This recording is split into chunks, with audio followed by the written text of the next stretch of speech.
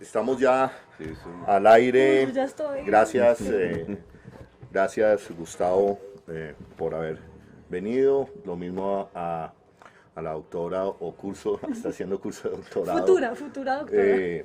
Juana Afanador. El tema del momento hoy en la coyuntura nacional y en la coyuntura internacional también lo podemos denominar así, la revelación de miles y miles de documentos de lo que se ha denominado los Panama Papers. Qué personas, qué empresas se han constituido en Panamá. Algunos dicen con un ánimo de evadir impuestos en sus países. Es un tema en discusión. Otros con fines de lavado de activos, en fin.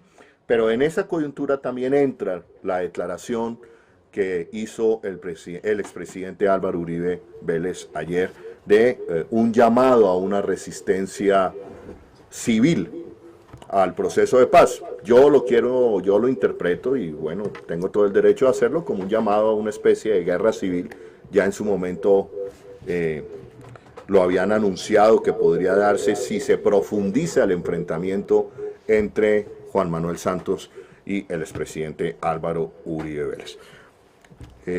Gustavo Petro no tiene mucho tiempo en este momento, tiene que salir en un momento, pero entonces quiero aprovechar para hacer el análisis con Gustavo sobre lo que ha pasado en los Panama Papers y la aparición de una persona que, pues, de un director de noticias como Darío Arizmendi. Bueno, yo pienso que hay que contextualizar un poco el tema del paraíso fiscal, ¿no? Paraíso fiscal es un espacio mínimo, incluso no son grandes países, son islitas, pequeños lugares, en donde al principio de manera muy balbuciante, después cada vez más el capitalismo mundial decidió ir dejando la riqueza. Una riqueza expresada en dinero, pura y simple, una forma de enriquecimiento puramente especulativo, que es propio de esto que llaman la globalización, pero que tuvo una serie y tiene una serie de consecuencias. Al sacar la riqueza de manera a veces ilícita, muchísimas veces de manera ilícita, de un país, ese país se puede llamar Estados Unidos, ese país se puede llamar Alemania, Francia, Colombia, Brasil, etc.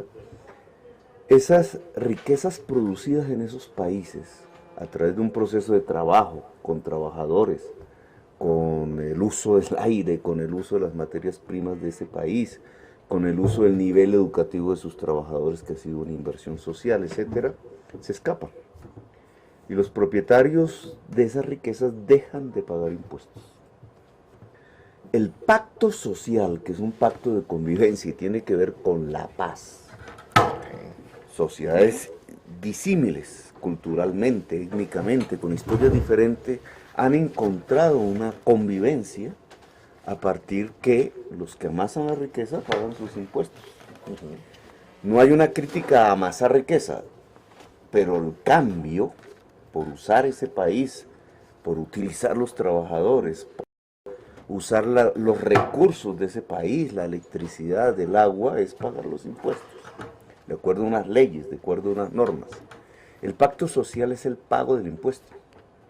Con ese impuesto, ¿qué hacen los estados? Pues fortalecen sus sistemas educativos, el derecho a la universidad de sus juventudes, los gastos en medio ambiente que cada vez son más grandes debido al cambio climático, los aparatos de seguridad social que le brindan a un viejo, a una señora de edad, la posibilidad de descansar y de vivir dignamente después de trabajar en su vida.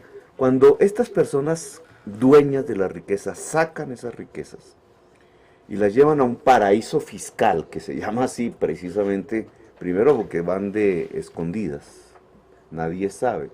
Segundo, porque se llama paraíso fiscal porque no pagan impuestos.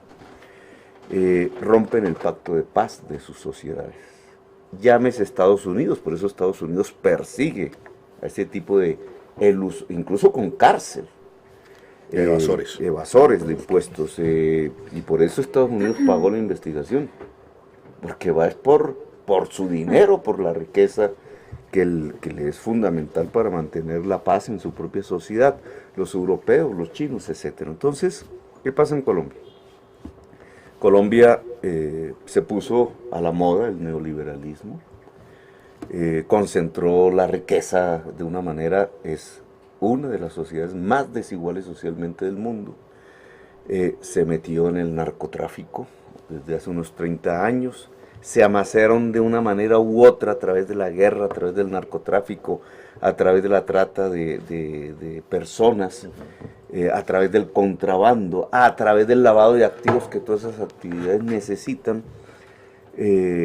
una economía clandestina, que al principio, y a veces de manera muy anecdótica, los periodistas sacaban a partir de los grandes barriles que llegaban en avionetas cargadas de dólares.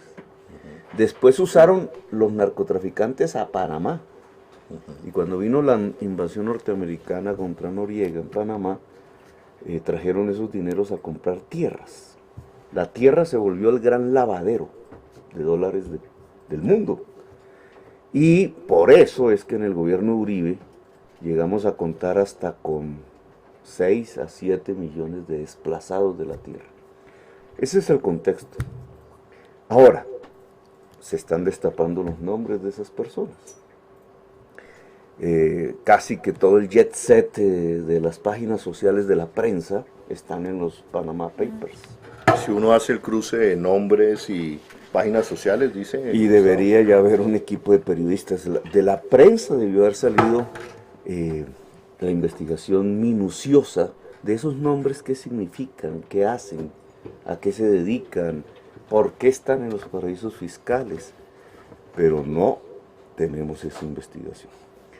Y no la tenemos porque aquí también se atraviesa otro elemento que ya viene siendo casi que histórico en Colombia, y es el papel del medio de comunicación respecto a los procesos de corrupción que existen. El peor proceso de corrupción es el de la muerte, el del asesinato.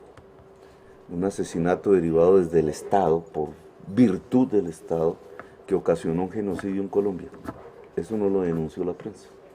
Correcto. Eso lo denunciamos nosotros en el Congreso, al principio, después la Corte Suprema, después unos periodistas independientes, muy pocos, y que fueron perseguidos todos después en los gobiernos Uribe, ¿cierto? Pero esa denuncia no surgió de la prensa en general se mantuvo ciega, pero sí sabía, es decir, ocultó el que en Colombia existiera un genocidio. Después lo vimos en el gobierno de Uribe. Mientras la prensa le decía a todos los ciudadanos colombianos que estaba mejorando la seguridad y que esa era la seguridad democrática, lo que teníamos era un estallido de desplazamiento y de violencia en los campos, que no se registra en la historia antes. El peor estallido de violencia desde los tiempos de la violencia a mediados del siglo XX en el gobierno de Uribe. Después vino en un tema concreto en Bogotá, el de la corrupción de Samuel Moreno. Carrusel. La prensa colombiana no denunciaba a Samuel Moreno. Sabía qué pasaba, y solo hasta que nosotros hicimos la denuncia y empezó a haber un proceso penal, ocurrió, se silenciaron. Incluso los lobistas del cartel de la contratación de Bogotá eran asesores de los consejos editoriales y eran abogados de las grandes cadenas de noticias de Colombia. Álvaro Dávila, por ejemplo.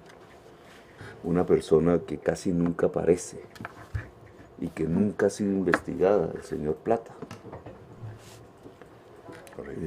que es una de los anónimos del cartel de la contratación, porque son amigos de los periodistas, porque no de los periodistas reporteros, porque eso hay que diferenciarlo, no el periodista que gana un salario mínimo, a veces ni le pagan el salario mínimo, que le cobran por parquear en la empresa, no, de los grandes directores de medios de comunicación y sus propietarios. Toman whisky juntos. Hay una especie de simbiosis entre la corrupción colombiana y el medio de comunicación colombiano. Son escasos los espacios en el tiempo y los espacios en la prensa en donde aparecen las grandes denuncias. Y Panama Papers nos lo muestra de entrada, explícitamente. Los grandes poderes económicos, los grandes poderes clandestinos de la economía, los grandes factores de la política y los grandes poseedores de medios y directores de medios en los Panama Papers. En los Panama Papers. Entonces, en este momento, sí, si nuestro máster nos ayuda, ya empezaron los jóvenes hoy que se han convertido en youtubers, en una manera de opinar, que tanto le molesta a esa casta de opinadores tradicionales, muy de las entrañas de Bogotá, además de un clasismo impresionante, están molestos con los youtubers. En los youtubers hay una nueva forma de expresar, leer y ver y entender este país. Precisamente hoy circuló un video que hicieron unos jóvenes sobre la aparición de un conocido director de medio, Darío Arizmendi, en los Panama Papers. Yo lo invito, Gustavo y Juanita, a que lo veamos. Dura 2 minutos. Miren esto. ¿Esto qué es? ¿Cuáles son las figuras que destacan en Colombia que han salido en este caso de los ya denominados Panama Papers, Darío? No, Edwin, son muchos realmente, porque son fundamentalmente algunos empresarios, personas que estuvieron en el pasado vinculadas al sector público gubernamental, algún concuñado y un exalcalde de la ciudad de Gustavo Petro, y son 850, y por eso aquí hay tanta inquietud de tratar de tener una información complementaria. ¿Cómo afecta este escándalo al ciudadano de a pie? Claro, yo lo veo desde la perspectiva, él preguntaba pensando en los ciudadanos panameños, que sí deben estar muy preocupados porque evidentemente pudiera darse una fuga masiva de retiros, de depósitos, o que muchos que quieran tener cuentas en el exterior para distintos asuntos cambien de paraíso fiscal, o cosas por el estilo. Pero lo que sí tiene que tener aterrado al mundo entero es la corrupción mundial, porque esto no es un tema solamente de Panamá, ni de los muchos paraísos fiscales que hay en el mundo, 3 de ellos en los propios Estados Unidos, en Virginia, en Delaware, y ellos mencionaban exactamente, sino de la banca internacional y del sistema monetario internacional como está. O sea, hay una enorme corrupción.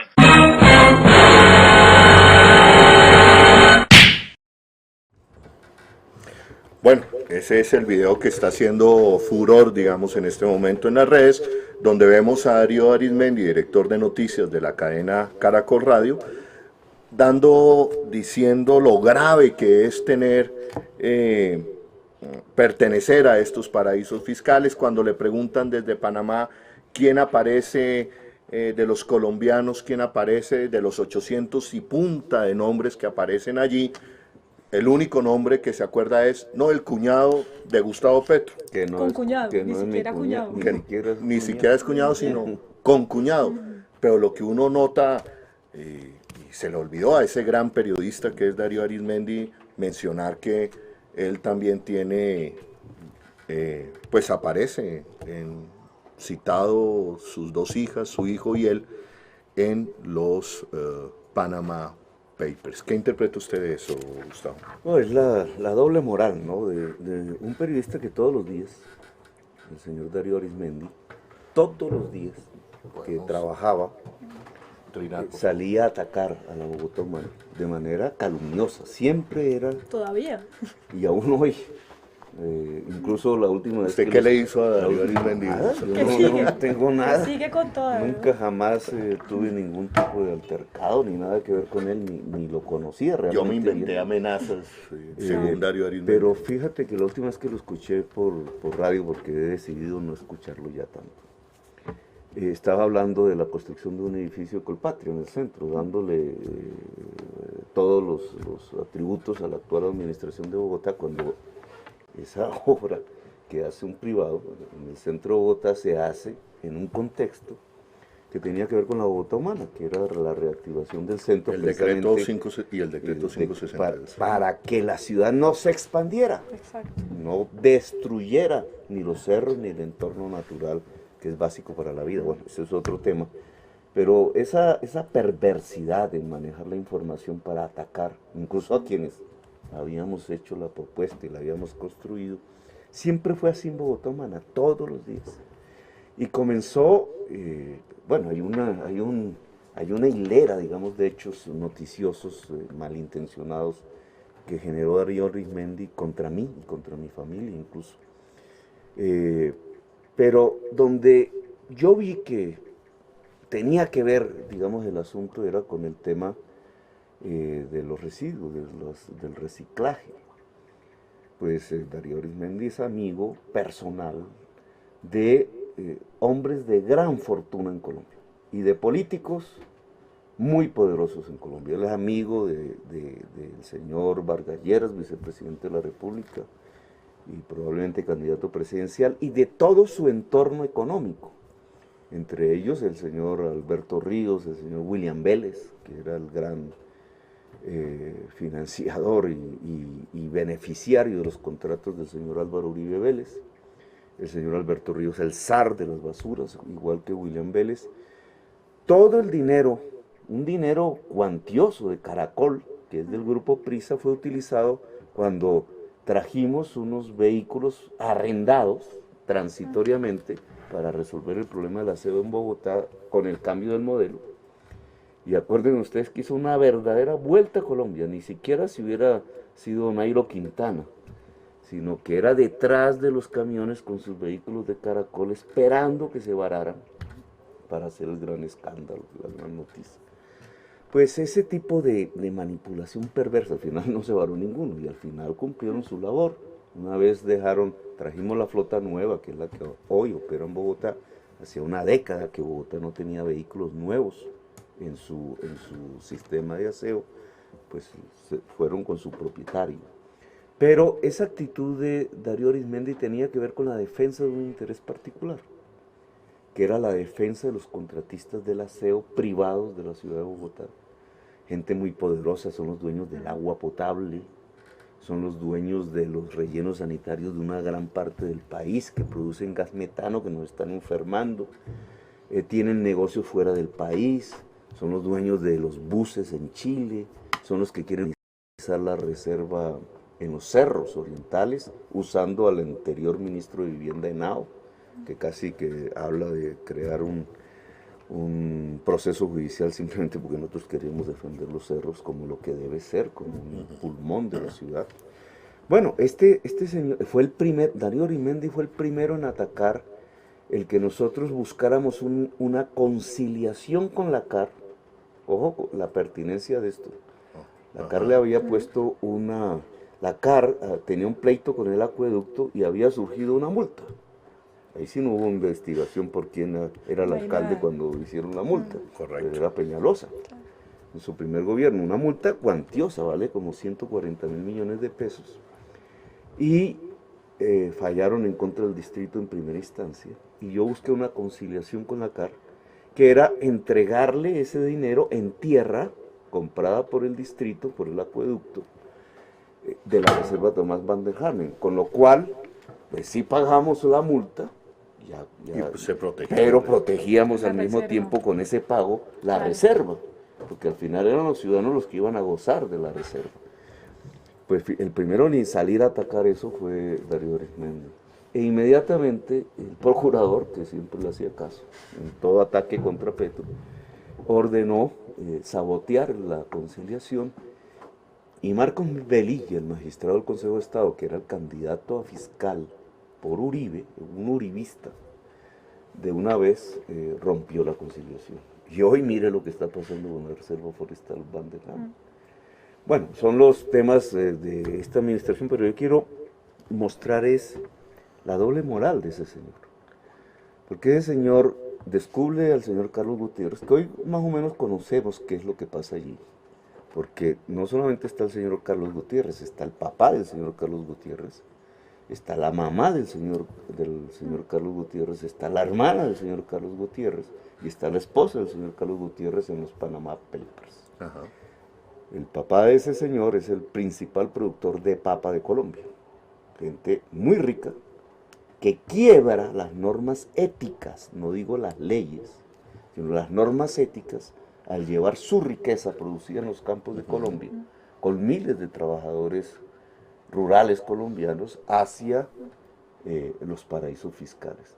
Pero como uno de esos miembros de la familia se casa con una familiar de mi esposa, entonces aprovecha para tratar de enlodarme. Yo que no puedo tener ni cuenta en Colombia. Que están bloqueadas todas Están sus bloqueadas. Pues, fruto también de esta lucha alrededor del reciclaje. Bueno, ¿cómo este periodista podía estar atacándome de esa manera tan manipulada cuando él sabía en su interior que él mismo había sacado una cuenta en un paraíso fiscal allí mismo con esa misma firma y que había metido a todos sus hijos, ¿cierto?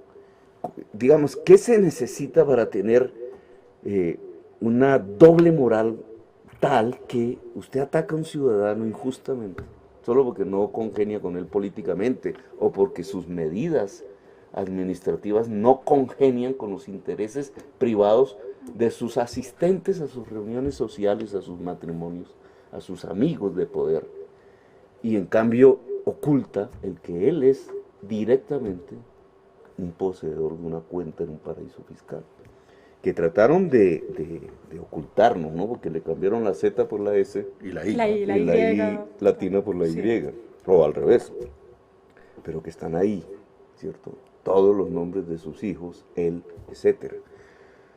Al final, digamos, este tipo de prensa, que en el fondo es corrupta, porque la corrupción no está en ser rico, aunque algunos dirían que sí, pero bueno, la corrupción no está en tanto cómo ha amasado su riqueza si es que lo ha hecho legalmente.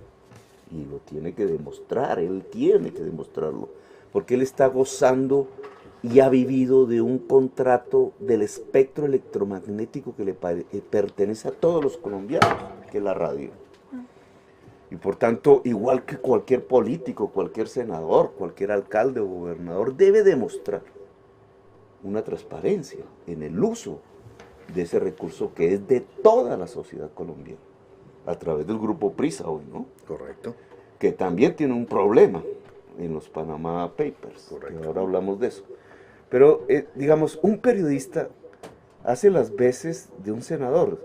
Digamos, mientras cualquier colombiano podría tener una cuenta en un paraíso fiscal, si tiene con qué, legalmente, no es lo mismo que un senador lo tenga. No es lo mismo que el presidente del Consejo de Bogotá tenga una cuenta allí. No es lo mismo que los hijos del presidente Uribe tengan una cuenta allí. No es lo mismo que Darío Arizmendi tenga una cuenta allí. ¿Por qué? Porque estas personas se mueven en el espacio público, en el escenario público. Ganan dinero gracias a las medidas que se toman en el espacio público, en el tiempo público, en las decisiones públicas. Son contratistas, o son hijos de un presidente, o son presidente del Consejo del Distrito de Bogotá por elección popular. No es lo mismo que el señor Eisenbahn, que de pronto no tiene nada que ver con lo público, no tengo ni idea, pero digamos que aparece allí en los Panama Papers. Sí, lleva su fortuna. ¿Qué le podemos criticar? Que no paga los impuestos. Pero a estos que usan los instrumentos públicos, y Darío Arizmendi, el espectro electromagnético, pues lo criticable es todo. Es una quiebra ética. Un periodismo así no le sirve a la paz, no le sirve a la comunicación social, no le sirve a la sociedad. A la democracia. Los dueños del Caracol, que es el grupo Prisa, Caracol Radio. de Sí, Caracol Caracol Radio, Radio. porque hay que diferenciar, que es el grupo Prisa, el señor presidente directivo del grupo Prisa a nivel mundial, el señor Cebrián, resultó enredado en paraísos fiscales. ¿Y qué hizo el consejo directivo del grupo Prisa? ¿Cierto? Cambió, creo que el 18 de diciembre. El 18 de diciembre del 2010, 15. del 2015, perdón, Sí, ahorita. del 2015. Ahora, Hace un año. Hace 4 meses. Lo publica el diario.es. El Código Ético de Prisa prohíbe a sus directivos crear sociedades y cuentas en paraísos fiscales. Pero que sea nuestra investigadora Juanita Afanador, ¿qué fue lo que tú encontraste? El Código de Ética del Grupo Sí, Prisa. ¿Qué dice? busqué el código de ética del grupo Prisa y en su artículo 12, en el punto 12.6, habla de la prevención del blanqueo de capitales e irregularidades en los pagos. O sea, ahí encontramos 2 puntos. Uno es el punto de pagos o cargos en una cuenta que no sea la cuenta habitual de transacciones con determinada persona o entidad, siempre que se desconozca el destino de los fondos transferidos. Y la sigue, los pagos a personas o a entidades residentes en paraísos fiscales o cuentas bancarias abiertas en oficinas ubicadas en paraísos fiscales. Pues aquí el grupo, el Caracol Radio es del grupo Prisa. Sí. Y el Está señor clarísimo. Darío Arizmendi es un directivo del grupo Prisa. Entra Quebró el perfectamente. propio código de ética recién aprobado en diciembre. Eso es lo que no le escuché a un periodista de Caracol Radio hoy. Dijo, pues, disculpó a su jefe, pero nunca nos habló de que ese grupo Prisa, dueño de Caracol Radio, tiene un código de ética, como todos los medios de comunicación serios en el mundo. Y repito, ese código de ética le dice a sus directivos y funcionarios lo siguiente: Prisa prohíbe a los profesionales de la compañía, incluyendo a los miembros de sus órganos de administración, consejeros y directivos, crear sociedades o tener cuentas bancarias en paraísos fiscales. Panamá es un paraíso fiscal. En concreto, en su artículo 12, dedicado a control interno y prevención de la corrupción, el documento señala que los profesionales del grupo deberán abstenerse de la constitución de sociedades y cuentas bancarias en paraísos fiscales. Sobre esto, ¿qué tendría que decir el doctor Darío Arizmendi? Bueno, pero yo lo interrumpí. Claro, ellos dirán, no, es que eso es un código de ética de una empresa privada, ¿cierto? ¿Y usted qué tiene que ver, Petro, con una empresa privada? Que no, usted no tiene nada que ver con una empresa privada que está gozando de un contrato con el Estado y por tanto cumple una función pública. Es contratista del Estado el Grupo Prisa, usando el espectro electromagnético por el cual pues todos los colombianos pueden escuchar Caracol Radio. Y entonces es el código de ética de una empresa contratista del Estado. Y ha sido quebrada por uno de sus directivos. Ahora, ¿qué tiene que ver además? Esto no es un problema exclusivamente con Darío Arizmendi, este es un sistema. Claro, si los que tienen el deber de denunciar en primer lugar, de controlar usando el espacio público, la prensa, están metidos en los mismos enredos de quienes deberían controlar, ¿qué autoridad moral tendrá Darío Arizmendi hoy para decir que un senador quebró el código de ética de su propio Senado? Es que recordemos que los periodistas, y tengo que decirlo, yo en este momento soy concejal de Bogotá. Mi profesión es periodista, pero soy concejal de Bogotá.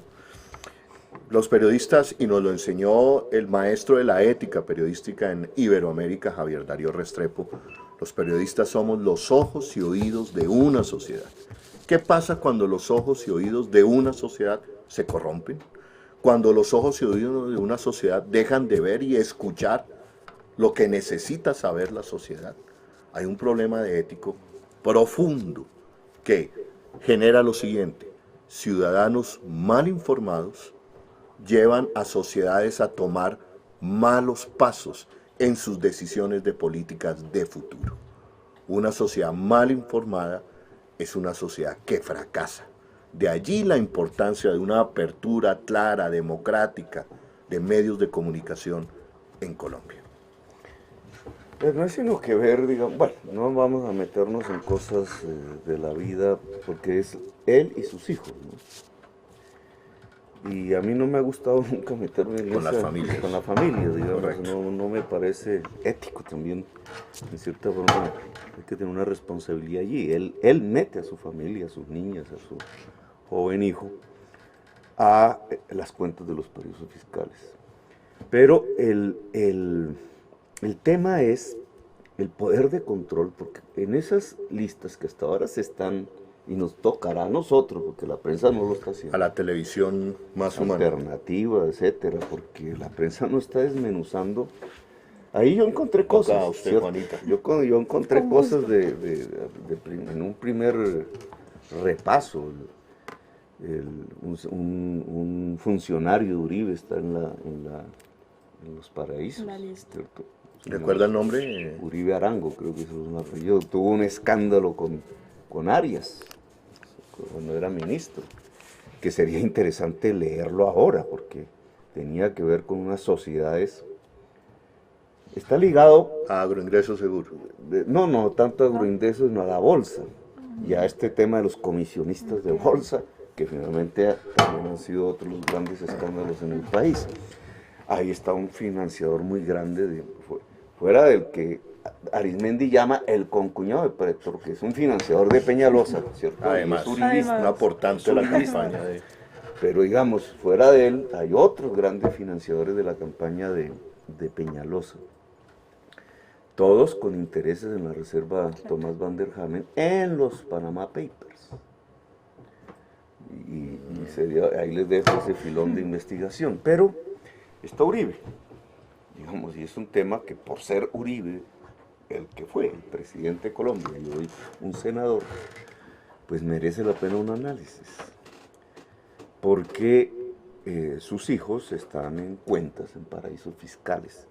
Un ministro de Islandia que tuvo una cuenta en un paraíso fiscal acaba de renunciar. ¿Nos cuenta esa historia rápidamente, Renunció Juan? el día que salió el escándalo de los Panama Papers. Hubo una manifestación ciudadana en Islandia y el primer ministro renunció al final de la tarde. ¿Recuerdas el nombre? No, Pero bueno, Lo Debe ser buscamos. un nombre usted muy es Lo una interesante. arqueóloga y experta. no que creo hace que sea muy minería fácil de el datos. nombre, pero Bien pronunciado en islandés. Bueno, el tema es que es lo público, ¿no? No, es lo público lo que está en cuestión. Y vamos a ver, entonces, ¿qué hacen los hijos de Uribe con cuentas en paraísos fiscales? El que saca una cuenta en un paraíso fiscal lo hace para esconder plata, para que no se den cuenta, para que no haya un control público. Como ¿Cierto? la capa de Harry Potter. Sí, magia. Ocultar y Son desaparecer. magos, Magia. ¿cierto? Magos en ocultar grandes fortunas. Evadir impuestos, por tanto. Evadir impuestos es el pecado venial en últimas. ¿Por qué tenían los hijos de Uribe, del presidente de la República, Cuentas en el offshores. momento en que su papá era el presidente de la República, que ocultar movimientos financieros? Si lo primero que hace, aquí no puede haber ni siquiera una pelea en el colegio, porque así tenga razón el otro, ya es un escándalo para el alcalde. ¿Y cómo es posible que entonces los hijos del presidente Uribe muevan financieramente dineros en clandestinidad ocultos? Yo había hecho un debate en el Congreso, estando ahí el presidente Uribe, sobre el tema de Mosquera, ¿cierto? ¿Qué es Mosquera? Mosquera es una acción muy peñalosista, no el municipio de Mosquera, que es de trabajadores de las Flores, mayoritariamente, sino ese acto de comprar tierra antes del cambio del uso e incidir en el consejo y en la alcaldía con la fuerza política que tenían para darles un uso que les da un mayor valor y no pagar ni un peso de plusvalía al municipio, que era para la educación de los hijos de los trabajadores de las Flores y de toda la población que había. No. ¿Cuánta plata se echaron al bolsillo? El cálculo que yo hice en aquel entonces era que el plusvalor era de 30.000 millones de pesos. ¿Por qué? ¿Por trabajar? No. ¿Por emprender? No. Simplemente por incidir en un alcalde para que les ayudara a cambiar con el uso de la consejo tierra. el uso de la tierra. Es lo mismo que van a hacer con la reserva Tomás Van der Hamen. Allá, y es lo que han hecho el señor Massuera desde hace mucho tiempo. O sea, el señor Massuera, o la empresa Massuera, también está en los Panama Papers. ¿Cierto? Prácticamente los que diseñaron esta ciudad. Que es el modelo Massuera, El modelo, ¿cierto? sí. Que es comprar la tierra, eso mismo hicieron con los tranvías. Y atravesar por ahí las avenidas. Sí. Y entonces Valorizar. ellos saben, compran la tierra y entonces dicen la avenida va para allá. Y entonces, ¿cuánto crece el valor de esa tierra? Se echan la plata al bolsillo. Esa plata al bolsillo, ¿quién la paga? Quienes van a vivir allá. Muchos trabajadores, gente de clase media, que al pagar su apartamentico le terminaron pagando el plusvalor al dueño de la tierra que era del Estado. ¿Cierto? Porque ese plusvalor no es el producto del trabajo privado. Pues ese modelo lo hizo los hijos de Uribe, siendo presidente Uribe en Mosquera con la zona franca. Y después aparece un dato que el periodista Coronel ha venido esculcando, Daniel Coronel. Daniel Coronel, que tiene que ver con este cuadro, no sé si lo podemos ver Podemos. en la pantalla. Ya lo están viendo. ¿Usted lo alcanza a ver de aquí a allá, Gustavo? Sí, yo todavía, Yo- yo todavía... No, es que yo no puedo. Palma no, pero yo sí. Mira, entonces ese cuadro que están viendo nuestros televidentes. hace parte de un estudio de la Universidad Distrital sobre reciclaje en Bogotá. Este estudio está oculto en la UAS hoy de la administración Peñalosa. No lo ha revelado la administración. No lo han querido revelar, se los entregaron en el mes de febrero, la prensa está preguntando por él. Y nada. Y nada, entonces, porque el estudio termina dando unas conclusiones alrededor del modelo que nosotros implementamos en Bogotá, pero muy interesantes, entre otras cosas, muy interesantes para ser discutidos públicamente, por eso lo están ocultando. Pero en el estudio, y no se lo proponían, aparece un cuadro que yo le di otra lectura. La fuente es el DANE, y tiene que ver con exportaciones e importaciones de reciclaje de Colombia, que es un tema poco investigado. Si ustedes ven, pues obviamente era una cantidad mínima en el año 2000, 2001, 2002. Vean las cifras de exportación eso es venta, exportación o venta de basura, No importaciones les de digas residuos. basuras, de residuos. de residuos. En el año 2001, 2002, 2003, 2004. Apenas sí llegaba a 2 millones de dólares, 3 millones de dólares, pero apenas se posesiona Uribe en la presidencia. Y durante todos los años que siguen llega hasta una cuantía de 60 millones de dólares de exportación y 70 millones de dólares de importación de lo que llamarían popularmente basura, Ok. ¿cierto? Entre los años Residuos para 2002, 2000, hasta el 2010, 2011. 2010, 2011. Después vuelve y se desploma. Entonces, miren Claro, llega al 57. Miren lo que pasa 5%. en el año 2011-2012. De 70 y pico de millones, baja a 2 millones. A 2 millones, sí. Entonces, ¿qué puede ser eso? ¿Cómo se Puedes explica partir la eso? pantalla. ¿Cómo se Puedes partir explica la eso? pantalla, ¿Cierto? Pablo, Eso, un recuadro. digamos, obviamente Volvamos y ven. no tenemos ya Volvemos esto y debería ven. haberlo hecho la DIAN, Para empezar. ¿sí? La DIAN ya debería estar, o el Congreso de la República de una manera con mayores instrumentos que los que nosotros tenemos. Pero aquí hay varias preguntas. ¿Qué puede ser una exportación de residuos que no existía, ¿cierto? Que era mínima, que de pronto llega a ser 60 millones de dólares en un año? Cuando yo digo 60 millones de dólares, estoy hablando para la tasa de cambio de esa época de unos 100 mil millones de pesos. ¿Cómo se vuelve así de enorme de un momento a otro? Esa es la tercera parte de lo que nos cuesta, incluso en esa época era la mitad de lo que le costaba Al a distrito. toda la ciudad de Bogotá, la mayor productora de residuos de Colombia, su aseo de todo el año para llevar al relleno sanitario. ¿De dónde puede salir eso?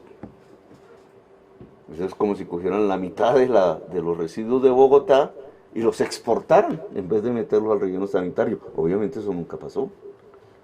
Ustedes, No existió. ustedes No yo existió. quiero subrayar esto que está diciendo Gustavo Petro.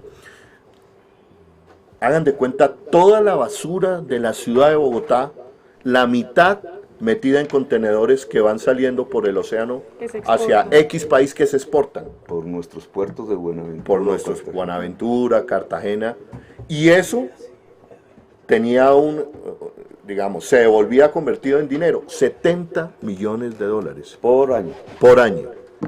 Entonces, ¿Es eso posible? Estamos hablando hay que hacer bien la suma, pero en el gobierno de Uribe estamos hablando de cerca de 400 millones de dólares de exportación y también de De importación. importación.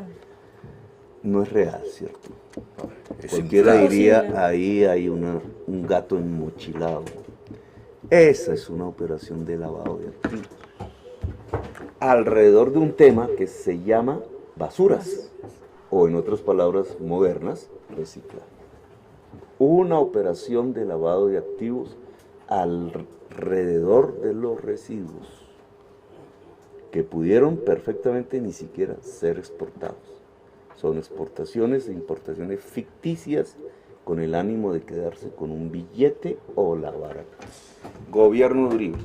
¿Quiénes se dedicaron a ese tipo de actividad en el gobierno de Uribe? Pónchanos otra vez, Juan. ¿Quiénes se dedicaron en la administración Uribe a ese negocio? Bueno, sabemos del zar de la chatarra, preso. Sabemos de uno de sus socios, asesinado. que denuncia en una de sus últimas columnas Daniel Coronel. Y sabemos que los hijos del presidente Uribe, con cuentas en los paraísos fiscales, están involucrados en este tipo de negocio. ¿Por qué la prensa colombiana no hace estas investigaciones? La prensa colombiana no hace estas investigaciones porque esos directores también hacen exactamente lo mismo. Y abren cuentas en los paraísos fiscales, o son amigos de los que abren en los paraísos fiscales, o son amigos de los grandes zares del aseo de las que están en este tipo de operaciones. Pero usted fuera de micrófono decía algo bien interesante. Miren, el anuncio de la revelación de los Panama Papers, sí, Juanita, viene corriendo hace alrededor de 15 semanas en la red, que ayer, lunes, ¿qué día fue el lunes? Perdón, 7 de mayo, 6, 7. 9. A las 2 de la tarde del 9 de mayo se iban a revelar, si no estoy mal, desde Buenos Aires, desde otros países, se iba a revelar toda la gran cantidad de documentos de los Panama Papers. Y oh coincidencia, el presidente Uribe decide que ese mismo día inventarse, porque ni siquiera el uribismo, ni siquiera el Centro Democrático sabe explicar qué es eso de resistencia civil a la paz.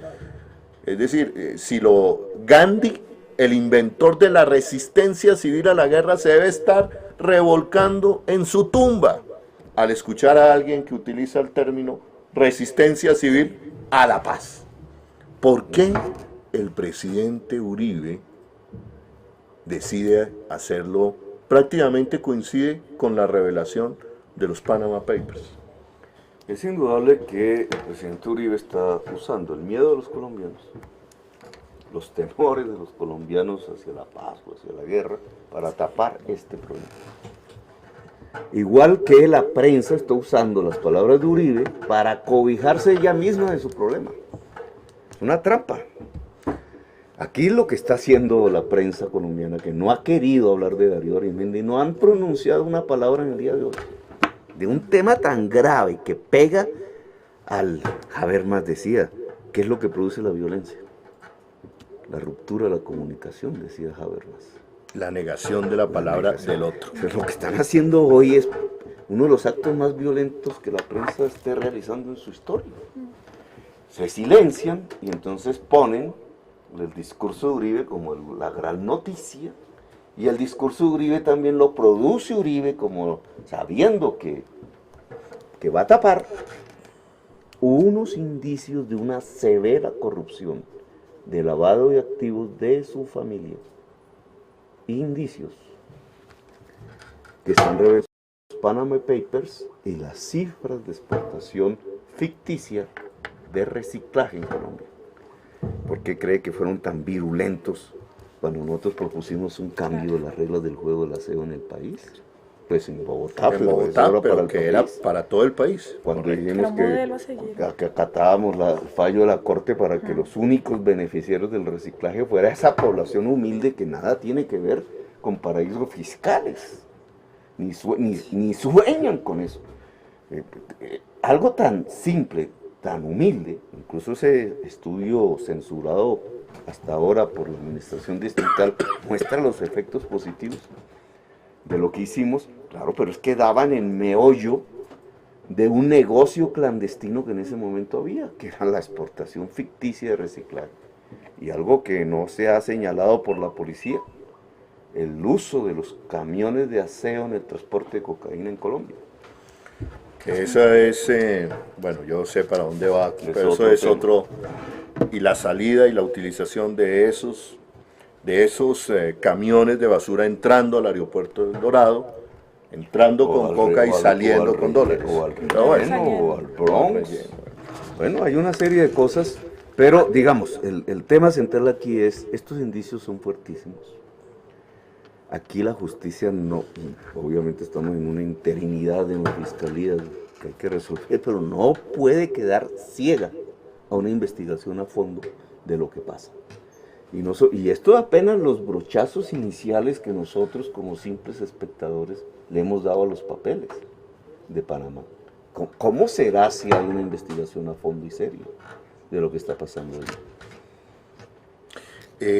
Gustavo, después de ver, ya tiene un compromiso Gustavo Petro, pero ya en minutos va a estar con nosotros Javier Darío Restrepo, maestro de la ética periodística, analizando el incidente de Panama Papers y la aparición allí de directores de medios. ¿Qué tiene, cómo afecta esto la ética periodística, pero sobre todo, cómo afecta el derecho que ustedes tienen a una buena información? Y después de Javier Darío Restrepo tendremos a Juan Roberto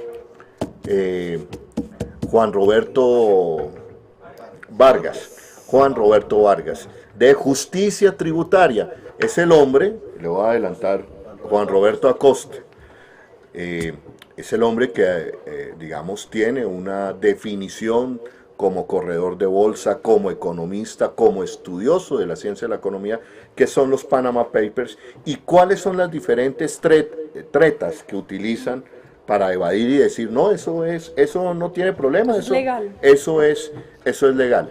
Y él va a adelantarnos una declaración que hizo en la Fiscalía sobre cómo, según él, Darío Arizmendi, con declaraciones en Caracol Radio, favoreció un falso negocio de Pacific Rubiales. Repito, son sus declaraciones.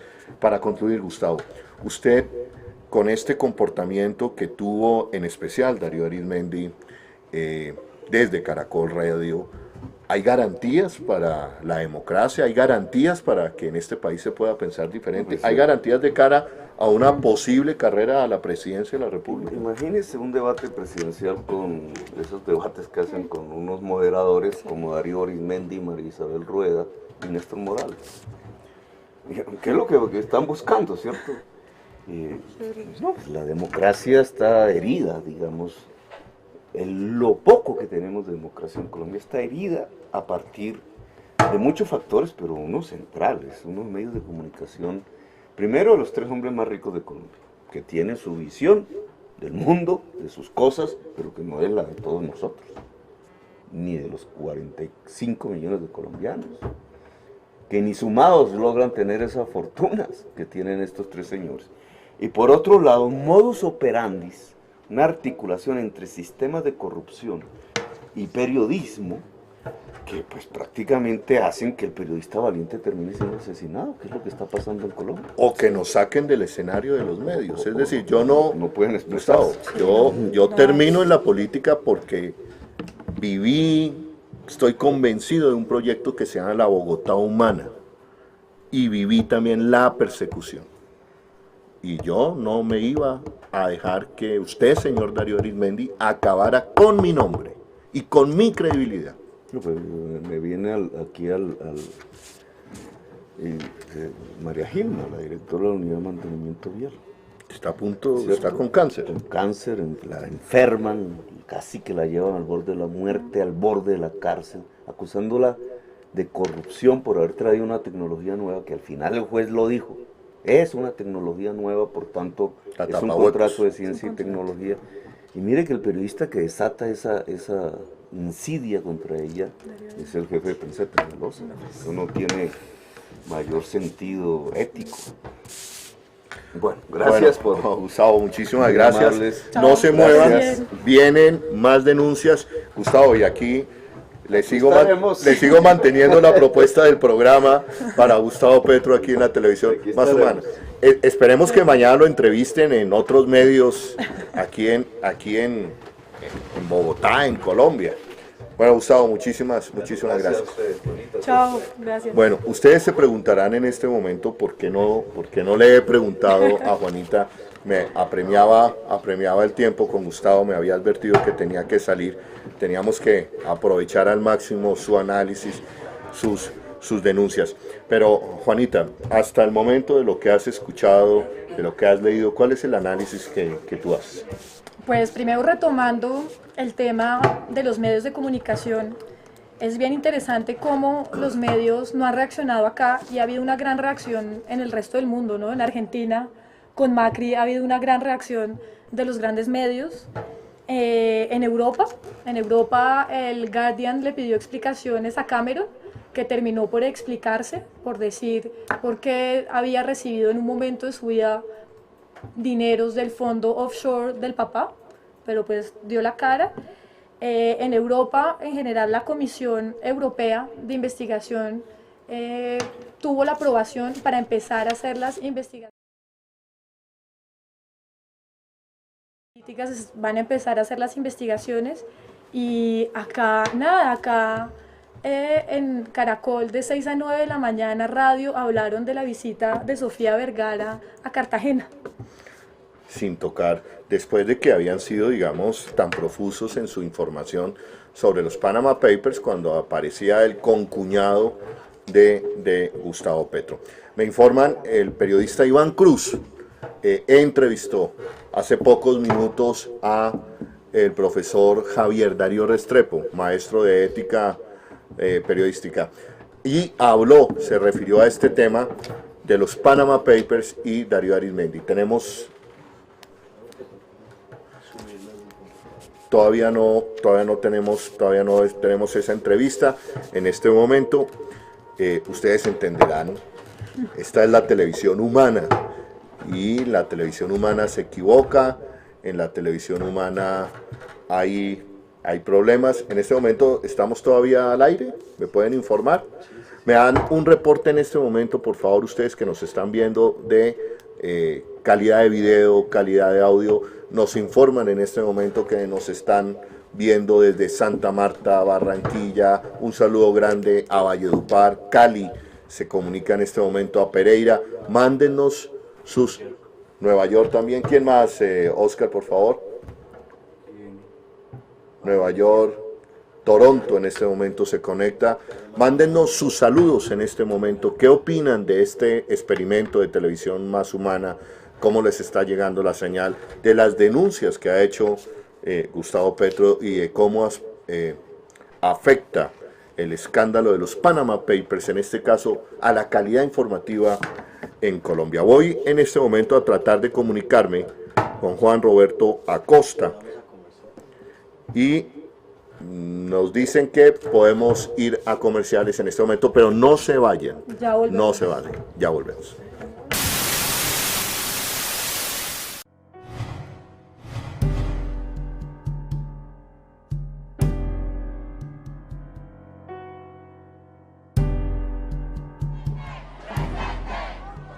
Que no nos quiten nuestros derechos, que respeten nuestra dignidad. Tenemos voz y queremos ser escuchados. No más violencia a nuestros derechos. Todos somos iguales, todos somos humanos. Lo que tenemos que hacer, aspirar a una democracia donde podamos participar de la toma de decisiones para decidir colectivamente lo que tenemos que hacer, y por eso te he llamado. Los defensores de los derechos humanos son los que nos defienden de cualquier injusticia. Y los defensores, cuando los señores tienen problemas, ellos los defienden. Defendían a un grupo de personas y trataban de que no les quitaran los derechos a uno. Alguien que ayuda a las personas a salir de sus problemas.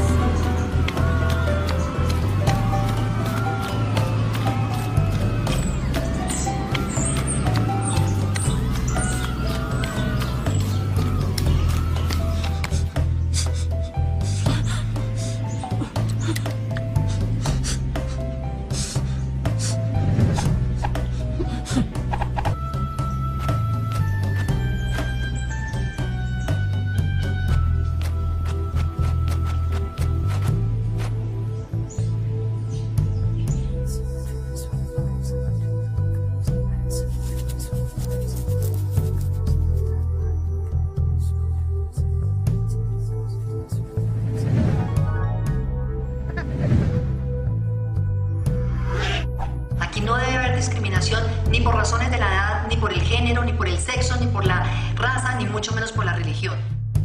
Los derechos humanos son muy importantes para la humanidad. Las injusticias pueden ser, digamos, tú no cometiste algo y te están acusando. te hacen pagar por cosas que tú no hiciste, digamos, la falta de respeto, porque pues los derechos de uno y la libertad de uno va hasta que comienza la libertad de la otra persona. Pero no es un mal, es un bien para el mundo. Entonces, toca ayudar. Pero particularmente la situación de los derechos de las mujeres es una gran preocupación. La cuestión de la protección, es decir, falta de protección. Por defender a los defensores que ejercen la defensa por los derechos humanos en Colombia. O vemos fenómenos masivos de discriminación en la familia.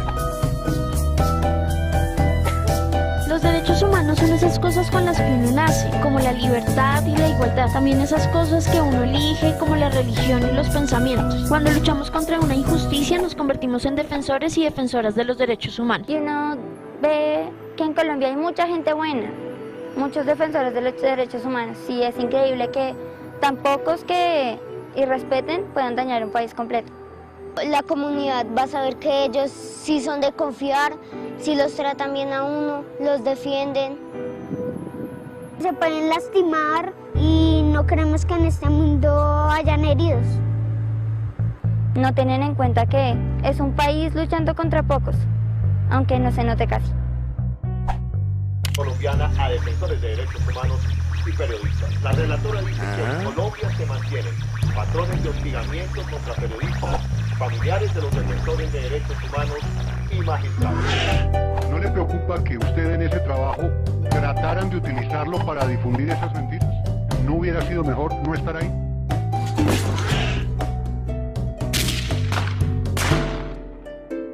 Las injusticias pueden ser, tú no cometiste algo y te están acusando, te hacen pagar por cosas que tú no hiciste. Si yo fuera un defensor de derechos humanos, ayudaría mucho a la comunidad. Yo ayudaría a la gente pobre y que no tiene familia, sin casa. Si yo fuera una defensora de derechos humanos, vería una injusticia y reclamaría por eso. Hay que defender a las personas. Porque las marchas son la forma en la que el pueblo demuestra que lo que quiere es que el país esté mejor.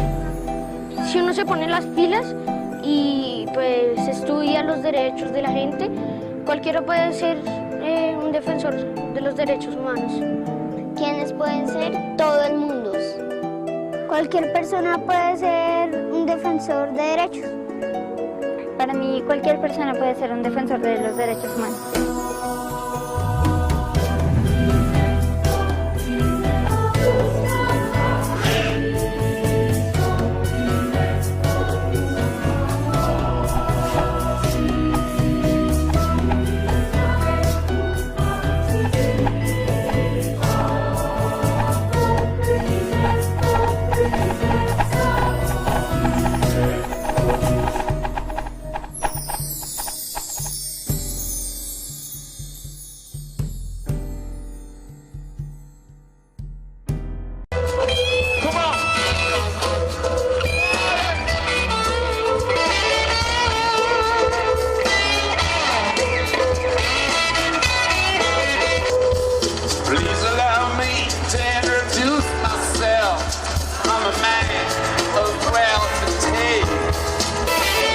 Televisión más humana.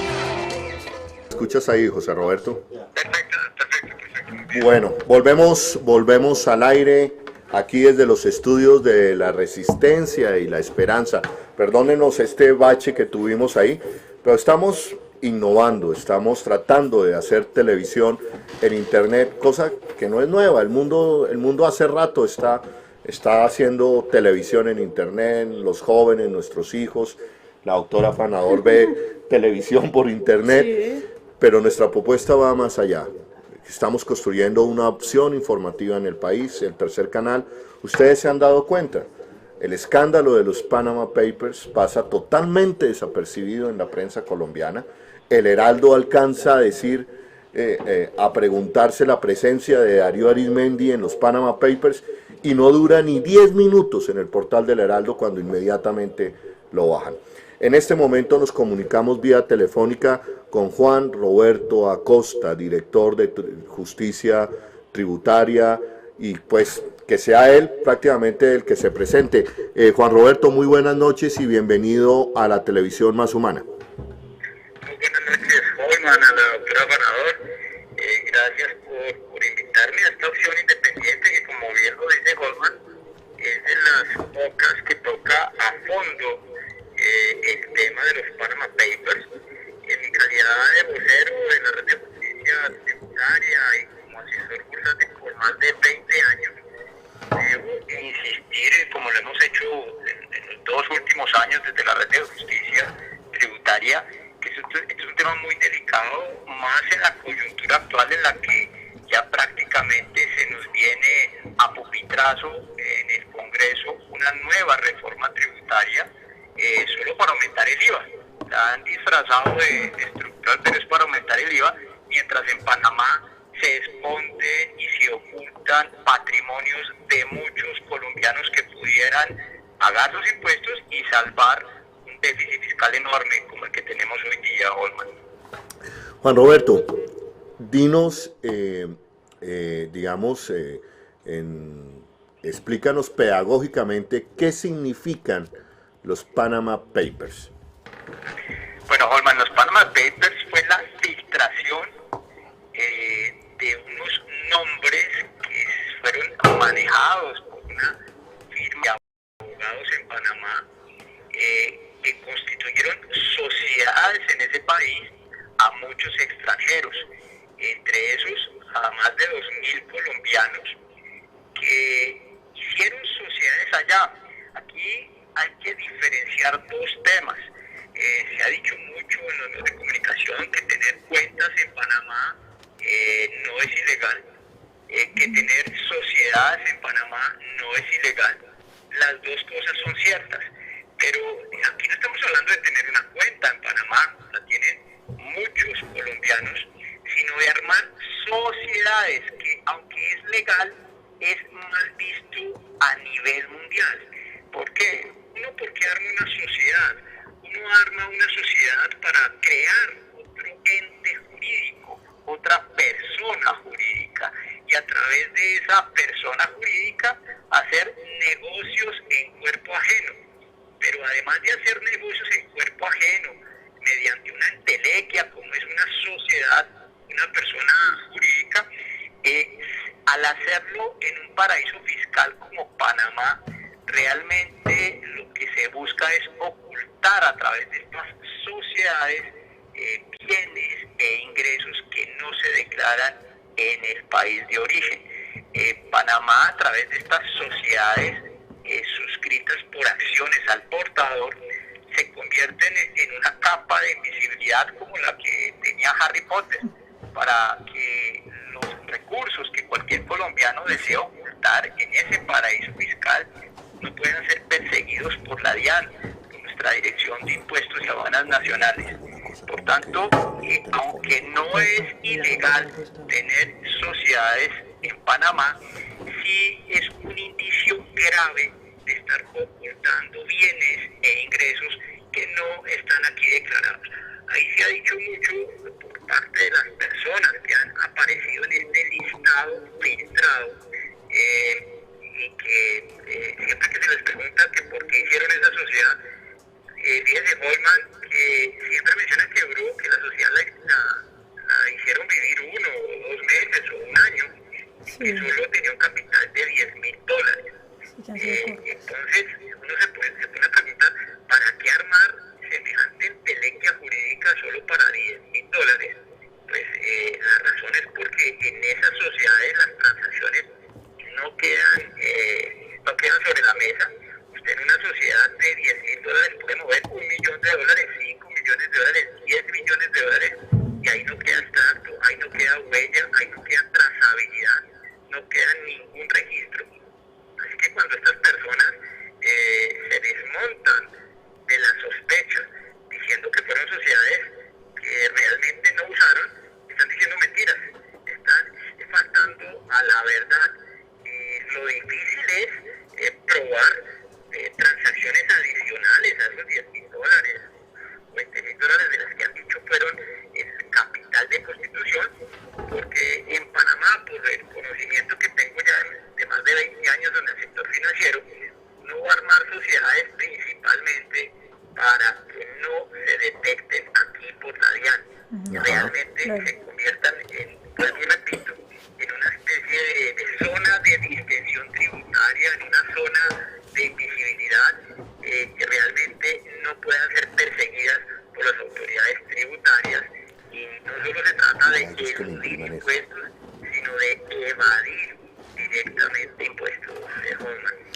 Ya, Juan, te hace la pregunta Juan Afanador. Yo tengo una pregunta, ¿esto por qué es ilegal en otros países? A ver, no es tanto que sea ilegal, en otros países no se ha declarado ilegal. Lo que pasa es que el tema, cuando se van a cruzar cuentas, cuando se van a cruzar datos e información, los países se dan cuenta que lo registrado en Panamá no coincide con lo que efectiva y verazmente tiene el respectivo socio de esas personas jurídicas offshore. Por ponerles un ejemplo, usted armó una sociedad de $10,000 en Panamá con acciones al portador, donde un abogado XY hace de dueño, realmente ahí cabría hasta la figura de testaferrato. Y en esa sociedad usted inscribe su yate, que puede fácilmente valer $300,000, lo inscribe por un valor de apenas $30,000. Al estar evadiendo $270,000 de patrimonio, pues evade impuestos como el de la riqueza en nuestro país, impuestos de renta presuntiva y obligaciones tributarias que en últimas sí empieza a vislumbrar o a tener pisos de ilegalidad. Entonces, el instrumento como tal no es ilegal, pero las razones o las motivaciones por los que los usan y los instituyen sí terminan teniendo un fin ilegal. Y eso es lo que en Europa es condenado, en Estados Unidos y en la mayoría de países que ya realmente repudian la existencia de paraísos fiscales, como es el caso de Panamá. Insisto, es una especie de zona, una especie de caguán o de ralito tributario en el que pasan muchas cosas por debajo de la mesa, y quienes están en ese caguán, en ese ralito tributario, tienen que dar muchas más explicaciones que las que someramente han dado en los medios de comunicación. Juan, ¿cómo ahí escuché esta tarde a un periodista disculpar a su director, diciendo que no, que la empresa estaba plenamente registrada y que la habían registrado en la DIAN? ¿Cómo se interpreta esto? Es que es importante que la DIAN lo sabe, la DIAN es consciente que la información que suministran de esas sociedades es una información parcial, es una información sesgada, es una información meramente preliminar. Juan Ricardo Ortega, que ha denunciado ya de tiempo atrás y en su calidad de director de Impuestos Ciudadanos Nacionales, la forma en que a través de estas sociedades offshore se oculta dinero a las autoridades tributarias, ha manifestado además su preocupación por no solo la evasión tributaria, sino también por el lavado de dinero. ¿A qué voy? Ellos manifiestan decir que tienen una sociedad de $10,000, la ponen en su declaración de renta por ese ítem, pero no desglosan los componentes o los activos que están bajo esa sociedad. Repito el ejemplo del yate. Pueden decir que el yate valía $10,000 y así lo ponen en su declaración de renta, hace parte del activo de la sociedad offshore, la sociedad de Panamá, pero el valor comercial de dicho yate puede ser de $100,000, de $200,000, de $300,000. Y solo por mencionar un yate, cuando sabemos que allá estuvo, por ejemplo, registrada la empresa Archis de comidas, la famosa pizzería Archis, de uno de los miembros de estuvo involucrado en el tema de Interbolsa. Entonces, cuando uno se pone a investigar qué hay detrás de esas sociedades, pues repito, es una entelequia jurídica a través de las cuales ocultan con valores que no coinciden con la realidad para diluir patrimonios, para ocultar patrimonios y en últimas hacerle trampa a la Dirección Nacional de Impuestos. Entonces, en conclusión, el hecho de que estén registradas aquí las sociedades o que las registran en su declaración de renta no es sino apenas la punta del iceberg, y es ahí donde la DIAN tiene que en un cruce de información con Panamá desglosar qué es lo que realmente tienen esas sociedades. Y aquí me tomo un minuto más, Holman y Juana, porque ese acuerdo del que tanto cacareó el ministro de Hacienda hace una semana, que se logró con Panamá, tipo de información por requerimiento.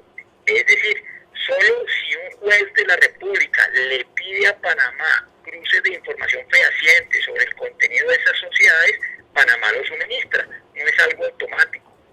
No es algo como lo que ha logrado Estados Unidos con Panamá o parte de Europa con Panamá. El acuerdo que tiene, o que aparentemente, porque pues no lo ha mostrado firmado ni el contenido, y que tanto cacareó el ministro de Hacienda, es un acuerdo de pacotilla, es un acuerdo realmente sin mucho efecto para poder perseguir a los que están ocultando a través de esas sociedades offshore, de esas entelequias jurídicas, millones y millones de dólares de su patrimonio, Jorge. Ya, Juanita. En conclusión, entonces, el acuerdo y las respuestas dadas hasta ahora son lo menos convincentes posibles. O sea, son apenas la punta de lo que desvela este escándalo de los Panama Papers. Correcto, Juana, no son convincentes para nada. O sea, los conocedores de estos temas, que son abogados especialistas en este tipo de sociedades, así como la propia DIAN, saben que esto apenas es el inicio de una investigación que debe llegar más a fondo. Aquí las explicaciones han sido casi que frases hechas por abogados que insisten en haber asesorado sociedades que duraron muy poco tiempo y con muy poco capital. Eso es un libreto casi que repetitivo en todas las explicaciones que ha dado gente como el señor Augusto Acosta, como otros que fue presidente de la Bolsa de Valores de Colombia, como el señor Frank Pérez, que está ahorita negociando con el ELN, con Humberto de la Calle, que está negociando con las FARC en La Habana. Fíjense que las respuestas que ellos han dado son exactamente iguales. Qué curioso que hayan todos tenido la misma idea de armar una sociedad de $10,000 solo por un año, cuando todos sabemos que a través de ese vehículo jurídico se ha negociado muchísimo más. Y pues digo, se oculta como en la capa de invisibilidad de Harry Potter cuantiosos y millonarios recursos. Dale. Pues esta tarde Darío Arizmendi, por interpuesta persona a través de Gustavo Gómez, decía que Darío Arizmendi le comentaba que Darío me comentó hace un rato que la empresa se constituyó de la manera que indica su presencia en los listados, se creó y se registró además ante la DIAN con todos los requisitos del caso. ¿Qué quiere decir esto, Juan? Bueno, pues mira, Norman, afortunadamente, a pesar de las discrepancias que hay en las letras de nombre que aparecen en la lista, porque hubiera sido probable que hubiera negado que fueran cuentas de él, porque la I de Arizmendi es una I, griega no latina, y la I no es con Z sino con S, pero ya lo reconoció. Lo haya reconocido por interpuesta persona como Gómez, ya es algo fundamental. Es decir, aquí, tratando de poner esto en blanco y negro, el señor Darío Arizmendi sí tiene sociedades, parece que no solo una, sino varias sociedades offshore en Panamá. Segundo, ya entonces es un hecho cierto que las tiene. Segundo, que si las declaró conforme a la ley, vuelvo y repito, aquí hay un tema de forma y hay un tema de fondo. El tema de forma es que la haya declarado en su información a la DIAN respecto, conforme a los requerimientos legales, lo pudo haber hecho, pongámoslo en blanco y negro, asumamos y creámosle, tengámosle el principio de buena fe al señor Arizmendi. Entonces, eso es cierto, pero ahora corresponde a la DIAN solicitar, sobre todo por el nivel de afectación en la opinión pública que tiene un personaje como él, que llegue en detalle la información de qué activos estaban registrados y a qué valor estaban registrados